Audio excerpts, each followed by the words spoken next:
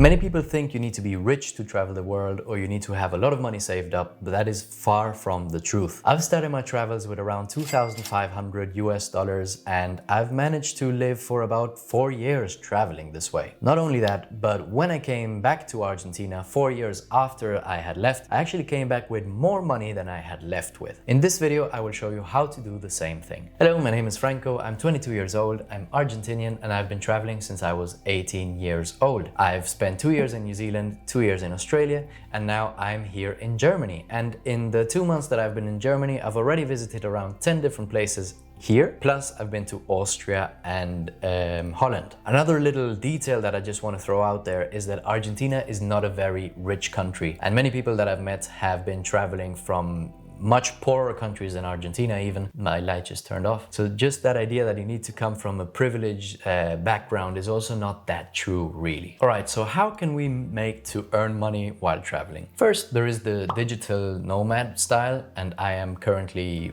trying to build that up right now. But the way I've done it until now has actually been a different way, and it has certain advantages to it, but also certain disadvantages. And in this video, I'm going to go over all of them. The secret: it's seasonal work. So in my case, I've worked on kiwi orchards, apple orchards, zucchini orchards, tomato, corn, cherries, blueberries, capsicum, strawberries, and more. I've worked in call centers, in ski resorts, in restaurants. I've done construction. I've worked as an Uber Eats driver, both on a bike, e-bike, and on a car. And I've done cleaning. After about 3 years of doing this, I also worked as a videographer and social media manager, working more towards the direction of digital nomadism. And I will do videos on these topics soon when I have more experience to talk about this. But yeah, as I said, in this video, I'm going to focus on something else. Let's talk about the disadvantages of doing seasonal work and more like physical, temporal, casual work. First of all, it is hard to build something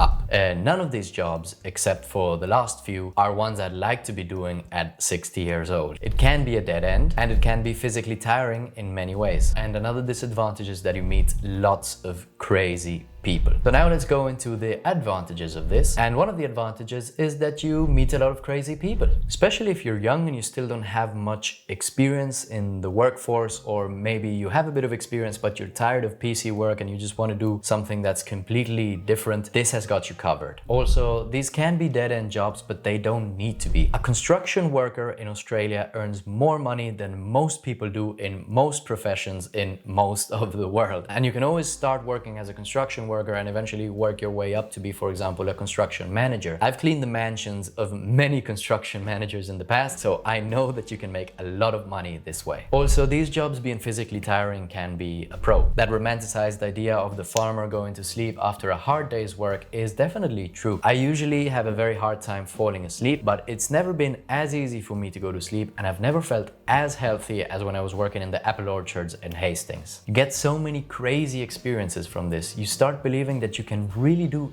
anything you set your mind to. I mean, it's not hard to do when you've already done 14 jobs, over 14 jobs at the age of 22. And you also tend to work a lot in nature, like in ski resorts or in orchards. I've seen so many city people just fall in love with this lifestyle through these jobs. You also build a lot of camaraderie with a lot of super different and unique kind of people. And it's probably people that you would never have spent time with had you not gotten out of your comfort zone and had you not started working in these jobs. I could go on and on about this, but I'll just jump straight into how you should manage this. All right, so first of all, do your research. I've lost my first opportunity to work at a ski resort because I didn't do my research and I applied just a few weeks earlier, and that wasn't really enough time. So knowing this, the second time I applied I think like 2 months earlier or something like that. And this time, yes, I got the job. It's very important to take the seasons into account. So obviously a ski resort will be open in winter, but for example, this specific company also had a sister company which organized